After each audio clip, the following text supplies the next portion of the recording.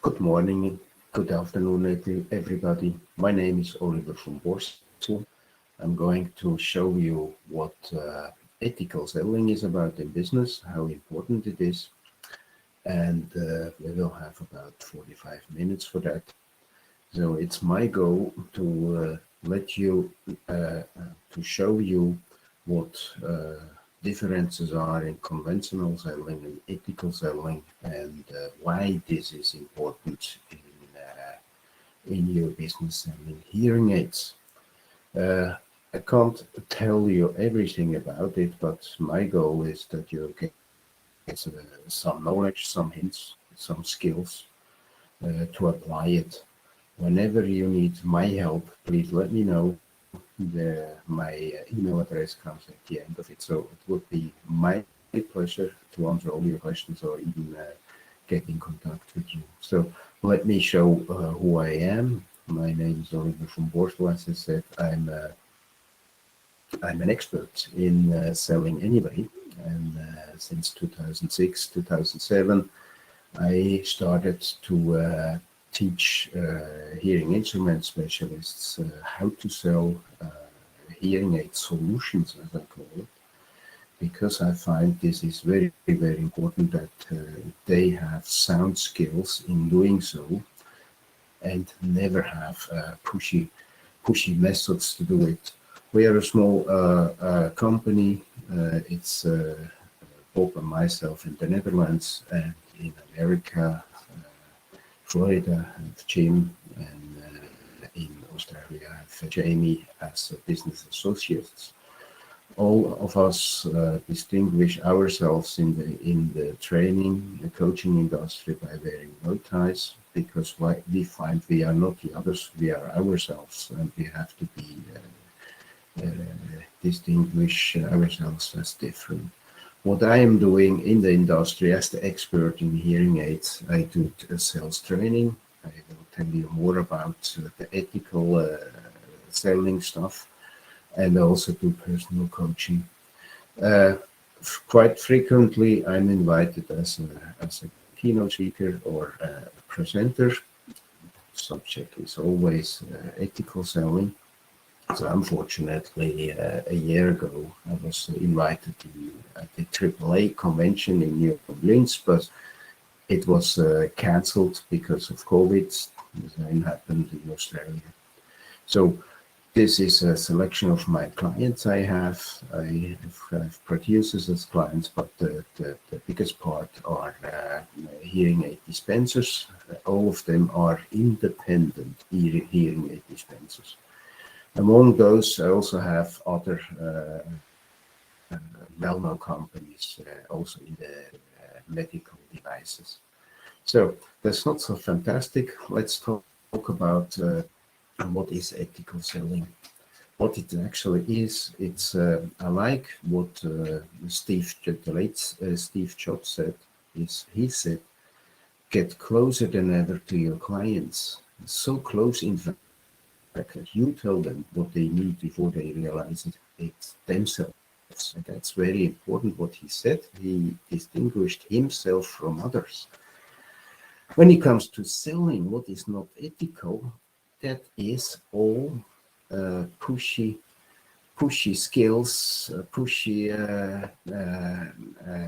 methods, manipulate the client to do something he actually doesn't want to do.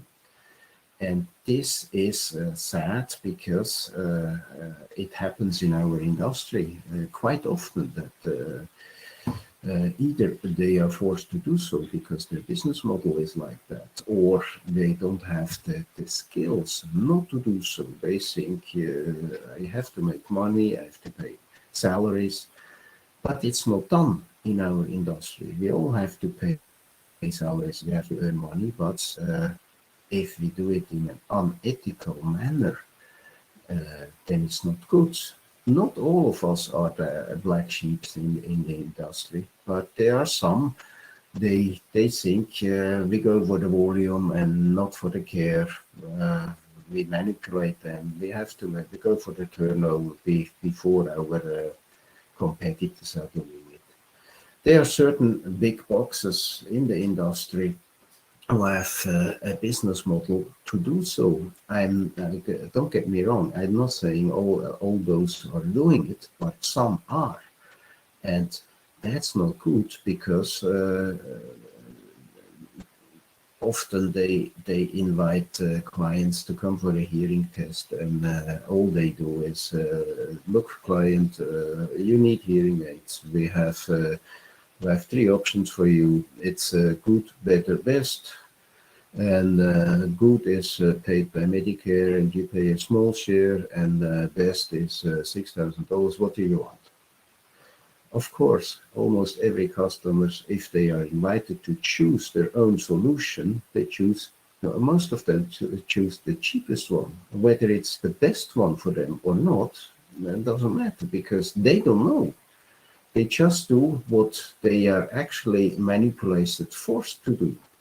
The same goes in coming OTC business and all the internet offers they do in hearing aids. The customers chooses, but the customer cannot choose actually it because the customer is not the expert, but you are. So that means don't be afraid of OTC and internet business, because for a professional hearing aid solution, they always need you, that you do the program, you do fitting, that you advise them after you have listened to them, done the hearing check what they need. So once more, there is a difference between the big boxes, the online business, because often they do it via the price.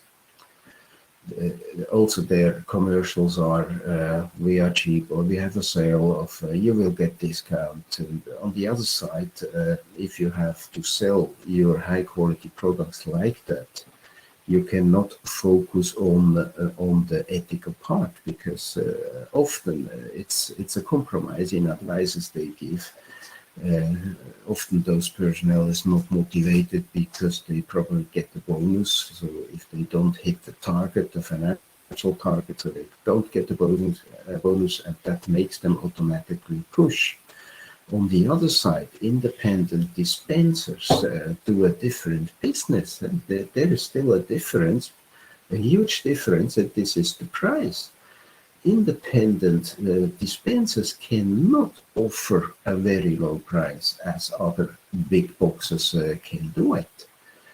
But the main difference is that they do a business, often it's a family business, existed for many decades already, and they always set the patient in the focus of interests, not a brand or a model of hearing aids. They have passion, they have craftsmanship. I'm not saying that those don't have that, but there is a difference. On the other side, they cannot give huge discounts. That means they give a lot of services. They earn money to give the client services as long as the hearing aids they sold are alive. And that's actually ethical. Not ethical is, we let you choose, and what you choose, it's your problem. Ethical is that they are there. I personally know a good friend, Susan, in Sheboygan. She struggles with, like many, with how to compete with the prize fighters. The prize fighters are all the big boxes. They have enough financial power to do so. But the independent ones, they want to do good service. They really need the money, and they often don't know what they have to do. So should we also start selling? Selling is actually described. The definition of selling is it's a transaction in which money is exchanged for a good or service. Whereas ethical selling is a set of behaviors that ensures that every lead, prospect, or customer is treated with respect, fairness, honesty, and integrity. So they put the people first before they sell it. And that's a huge difference, but most of the clients are awaiting that. There's another difference, product selling. in product selling, typical food, fuel, commodities, it's often about the price, because there is no difference between this fuel or another fuel. It's just the price, and there I choose where it's cheapest. In solution selling, it's totally different. Solution selling, the name says it's about a solution to solve a complex problem. And with hearing aids, with hearing impaired, with getting a better hearing back, it must be a solution and not a simple product. So I know selling is actually a nasty word in our industry, but often they tell me, Oliver, I'm not a salesperson. I'm a doctor. I'm a hearing instrument specialist. I'm not a salesman or a saleswoman, but you are, because you advise them about a solution which eliminates their problems totally or partly, and you improve their quality of life. If once they say yes, it's fitting me, I'm happy with it, it works, you would have to present them a bill, and they have to pay the bill. So that makes you actually a salesperson. But I bet a professional salesperson and not a manipulative one. So that's why I rather tend to don't call it selling. I tend to call it helping. And this is what this Rand Fishkin said. It's better, if you want to sell something, don't sell something. Earn the respect, the trust of your client first, and give him the right advice. So I turned it, like Zig Ziglar said, into completely stop selling and start helping. Don't talk about yourself, your company, your formula, your products. Ask open-ended, probing questions to understand, to learn the needs your client have. Only then you can give the right advice, what he needs to improve something. And actually, that's why clients see you. They expect that. Of course, we all don't want to spend a lot of money, but when it is about something personal which influences our lives, we certainly expect a very, very good advice. When I have to do an operation in my body or on my eyes or whatsoever, I would never, nobody would choose the cheapest one. So cheap means it can't be good compared to others who have another price to do something. So I want to go into more into the subject ethical selling. What are hearing aids actually for? You know that better than I do. Although I've seen many hearing instrument specialists teach them, personal coach them. A couple of years ago, it was more or less amplifiers. Some were better than others. Some had 2 channels, others only had 6 channels, and they did a good job because there was nothing else. But in the meantime, it has become something else. They can do much more. They even help to limit the risk of dementia. They even have fall detectors. They are getting almost every 2 months. They are getting 100% better in their technology, in understanding language in noisy environments. So there's much more than that. They not only amplify sound, they actually are a major part, or they have a major impact on the quality of life. when it comes to family, health, well-being, employment, being happy or not happy, can go out and hear the bird singing again, and it has, this is, keep that in mind, this is what it is all about. And that ethical selling plays a part here goes for itself.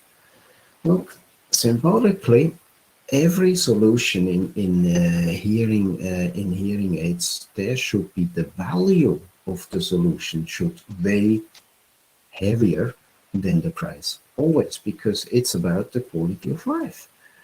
A cheap model can not necessarily solve that. On the other side, you are the expert. You have to make a difference with others. If you also start, I'm often asked, Oliver, I have a problem. I have to pay wages. I have to pay costs, rents. I have to invest money because it's old-fashioned here, furniture, the computers, etc. What shall I do? Shall I lower my price? And I said, no, never do that. Never do that, because if you lower your prices, your local competitors will be doing the same, and probably they can lower them much more than you do. So we have to be different than others, but we also have to give a client an answer on his questions. Why shall I buy from you and not from, for instance, a big box where it is cheaper? So let me explain how to do that. It is one of the biggest challenge in talking to a client is to understand his problem. It's a psychological fact that we actually don't listen to understand, but we listen to the client. And when it comes to ethical selling, we have to listen first. We have to understand. We even have to understand what it is not said in order that I can give an advice which improves the quality of life. In my model of ethical selling is based on PCC, the person-centered care model, which was about 3 years ago described by the IDA Institute in Denmark. So I strongly recommend that you go on that website and see what actually mean with it.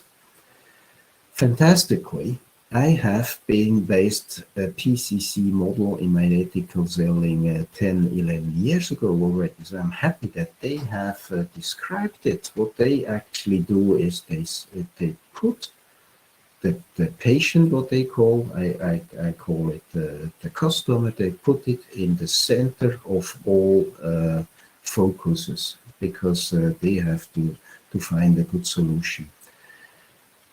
All what doesn't fit into here, ignoring needs, letting a customer choose himself what to buy in hearing aids, not actually listening to them, or even you don't have to tell me more, I exactly know what you need, is not ethical. It's just product selling and not solution selling. It's like the advertisement about the price and services sounds very good, and the reality is different. So sadly, this happens more quite often in our business. So what they also say in the Cambridge Calgary Guide is every assessment meeting or intake meeting or consultancy meeting with a client should have a certain structure. It starts somewhere and it ends somewhere with an advice and a mutual agreement how to go forward. It needs a professional structure. Otherwise, it's just sales pitch based, and in ethical selling, it's not. And the biggest goal actually is you have to gain the trust of your client. Once they trust you, they will buy from you. Believe me, Why is ethical selling so important in every business actually, but especially in the hearing aid dispensing business? It's quite simple. It turns your client into customer fans. That's like with musicians. They have to create fans, otherwise they would not buy their songs, their CDs, LPs in the past, and don't go to see them on concerts. So it's actually also our job to create customer fans, not happy clients. What I say. Let me explain that. A happy client might be happy he got a cheap price or a huge discount, but after they realize that the solution doesn't help them totally or only helping them partly, they turn into anti-happy clients. What our goal is, our responsibility is that we create customer fans who do the positive and proactive word of mouth about yourself and your company or your shop or your dispensing business. That's the utmost goal. So let me explain what you could change in your practice to implement ethical selling. So it's this is what I say all the time. It is about the individual best and most hearing aid solution. Individual. Often they say, "Oh, Oliver, you only want us to sell the most expensive models." No, it's not what I want. I want you to sell the best and most optimal hearing aid solution. But you are only able to do that if after you have listened to the client or even spouse or other family members, which might be in the assessment meeting, you have to understand what is said and you have to show empathic reaction. These are all characteristics of solution sellers, not of product sellers. Product sellers who just want to sell, give huge discount, they don't have the time even to do that. But keep again in mind, it's about the quality of life of more than only the client. It's even so that also spouses have needs, not only the customer or even family member. I have clients where even nursing personnel had needs that this very patient can hear again. So this is very important that you not just put the focus only on the customer, but you make it much broader, involve everybody which is involved in actually the improvement of the quality of life. Often they are triggered in TV commercials, radio commercials, in magazines, and so that hearing aids must be invisible. So the industry is doing that themselves. They educate potential clients to ask for invisible ones. But actually, they have done an survey. Actually, what most of the customers actually want is, and you know that better than I do, is actually understanding spoken language in complex, noisy environments. So the cocktail party is actually the number one need patients have. Almost all of them. Uh, and this has directly to do with the improvement of the quality of life. So keep that in mind. It's not about the model, the shape, the visibility of a hearing aid. It must improve the quality of life, and that most often starts with understanding spoken language again. You know that better than I do. It's not about better hearing. It's actually about better understanding. Whether they are still active in life, young, still sports activists, or whether they are very old people, or even dementia or other have other career fields, understanding others is the most important issue. Of course, it's also lifestyle. So we have in ethical selling, when you implement it, watch your own structure you have when you talk to a client. You have to build up trust. You have to ask open-ended questions. All those lean on the PCC model. In a professional structure, you might copy that. So if you send me an email at oliver.vonborstel@gmail.com, I will send you that chart. Every assessment meeting has certain steps. It starts somewhere and ends somewhere. In between, it is very important that trust is built up, because trust is necessary that they accept your solution. Crucial in ethical selling is the need analysis and that you create needs. But unfortunately, it's not just I only have to do that, then that, then that, then that, and then I have them. It's rather complex. It's so in hard selling. It is so they have many manipulative structures in a meeting, and they have a lot of manipulation in it, and they almost know for sure that the customers buy if they do it. But we don't do that. We don't do that. We want to have a very professional structure in our assessment meeting. Those three highlighted are actually the most important ones. Here would be the hearing screening, the hearing tests, which is also important, but a hearing screening doesn't tell necessarily what the client needs.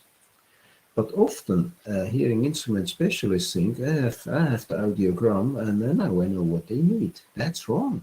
Actually, you have to dig into it. Only if you analyze the needs, you can recommend a solution and agree on a mutual how do we go further, trial period or whatsoever. Most of my competitors in sales training put a big focus on objection handling of concerns and objections. I don't, because I know from my own experience that if they do a professional structure and a professional assessment meeting, discovering all the needs and giving advice, there are no objections anymore. Regardless the price, there are no objections. So only this is important to do so. So this is my advice number one. Implement in your assessment meeting a very professional structure. The advice number two is open every meeting, open every call, as an expert. You are the expert. And in sales psychology, they say if you open a call in a certain manner, where the third element, they call it the elements, is the most important one, that triggers the interest of a client. It's actually probable that they buy from you, and you have just opened the call. But very important is, and that's the most important advice, number three, is how you do the need analysis. So the need analysis you have to do by asking open-ended probing questions. In my certain years of experience while doing personal coaching live on the job with hearing instrument specialists, those 4 or 5 questions, open-ended probing questions, seem to be the most interesting one, the most important one. Those answering actually a lot about the needs of the client. So you have to discover, you have to analyze what's behind those questions. Without that, you're actually not able to give an advice what is the best and individual most optimal hearing aid solutions. You need to substantiate your final advice with arguments and facts. Advice number 4 is you also have in sales, whether you sell paper clips, hearing aids, or nuclear power stations, you always have to discover hidden needs. Needs are like the iceberg, you know, that example, the hidden needs. The customer or the patient is not aware about. For instance, that if the TV is on a very high volume, it irritates spouse or family members, grandchildren, or even neighbors. And they are not aware that if we can eliminate that only this only one irritation, it would help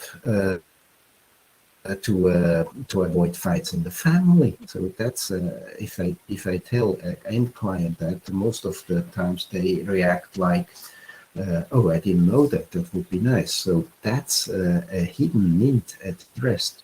So based on those questions, they tell you a lot about their lives, and you have to do something with the answers they give, because you are not there yet. You have to ask by telling them open-ended, tell me more questions, is what's behind those answers? What are the hidden needs? What are the needs behind the needs?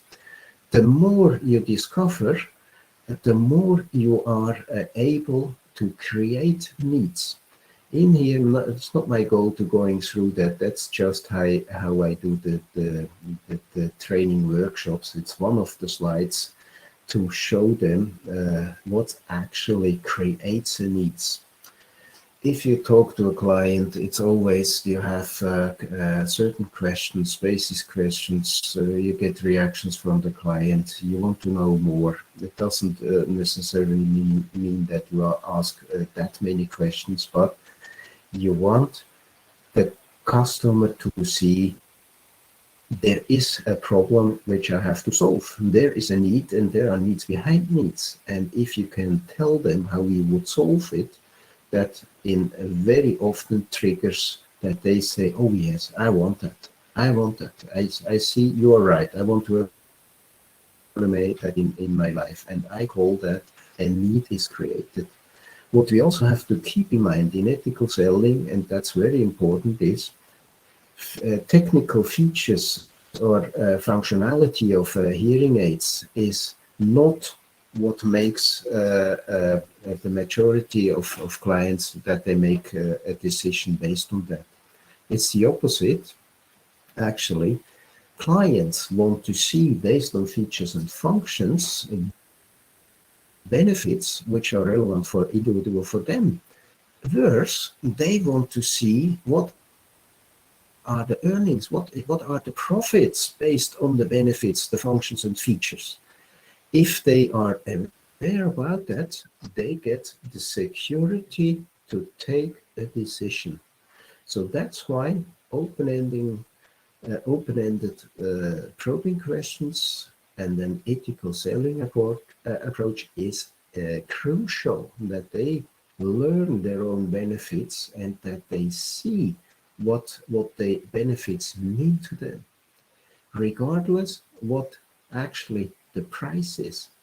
So advice number 5 is you have to close the order. Closing is a nasty word, because in sales, in competitor sales training, they set the focus on close. You have to close, you have to close, you have to close. And that's often manipulate.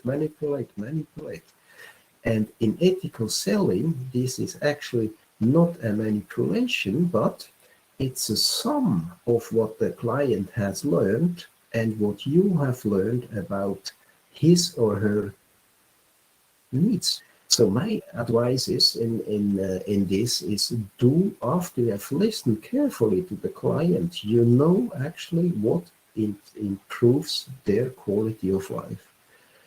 Never do name alternatives. Yeah, you can solve that problem with that hearing aid or with this.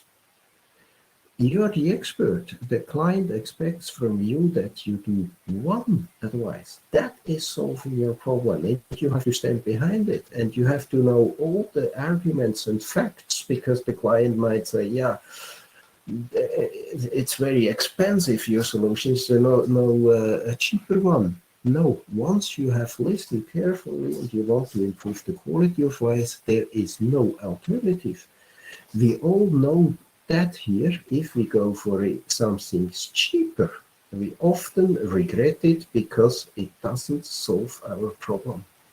We have in our advice we give, the value must weigh heavier than the price.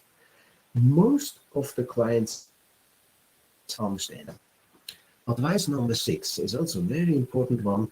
Of course, there are always cheaper solutions. I've taken one of my favorite hearing aids I wear myself. It's the Starkey Review. Also have the Stiletto from Signia or the Widex 440, because the producers gave me those demos, and I'm happy about it. Since I wear them, I even more know what it is about. So the cheapest solution never, like in these pictures, never solves a problem. But it's the hard one. The challenging part is I have to convince the client or spouse that this is what they need. This never or very seldom creates the word of mouth, but you need that. You need to distinguish yourself and your business from others. So the advice number 7 finally is, what do I need to become an ethical solution selling salesperson? I can't tell it more complicated than that. You need, probably most of my clients need to leave certain passes they were used to the past years or decades. Not thinking in features and functions or products, or we have a huge stock of a certain brand and we have to get rid of that. That's product selling. That's not solution selling. You have to move yourself to be able to listen to clients, what they said, after you have asked the right open-ended probing questions. You have to put in your mind that it is about improvement of the quality of life and not a certain technology or model of features and functions. So they said it very well. Sell the problem to you solve, and not the product. Another good example was sell the hole, not the drill, because the hole is important. And the third one I like very much: don't sell a sofa, sell comfort. So you are selling solutions and not a brand or a model in ethical selling.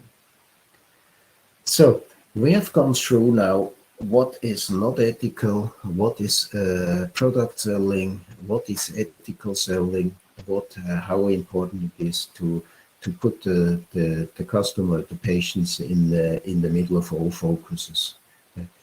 This is actually the PCC approach.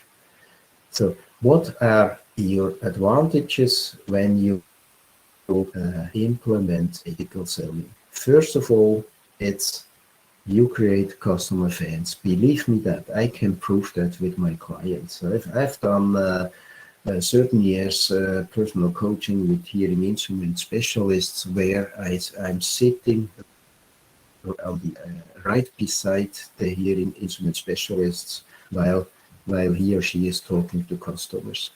If they apply ethical selling, this will happen. It will also help. Ethical selling helps you a lot and the customer that this is the solution which improves the quality of life, and not actually what they wanted. In often of those cases, it is I want to have them invisible because I see them looking ugly, and I don't want that, and hear them peeping, and I don't want that, and I just want to have a cheap solution that doesn't need so much money to be spent. So you have to convince them about everything. And actually, with all of my clients who apply ethical selling and do it in a sustainable way, with all their employees, all of them lift the average sales price of their sales. They have more turnover, and finally, at the year end, they have more profit than they ever had. So all those threes is worthwhile to implement ethical selling. What is not said here is that all those practices distinguish themselves from others in a local competition or even in the county they are in, because their clients talk about them in a positive way, recommend them. So this is something you actually also want to have. Actually, it's very simple. Look at your figures, at your sales. How much low-cost hearing aids do you sell compared with high-end models? If you could turn that around, that you sell 70% high-end models and only 30% low-cost models, it has a financial impact.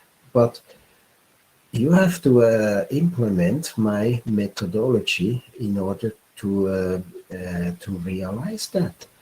It's nothing is more beautiful than you have clients who talk positively about you. Actually, if you in theory, if you have 100 clients who recommend you, you don't need to spend money on marketing, because they will come automatically to see you, new clients. But it is also that you help them to get another life. So that leads me actually to the final question. That was 45 minutes. I put in the time frame. Is actually, can you afford not to implement ethical selling? So my advice is do it. If you want to know more about it, how to do it, please get in contact with me. I will help you.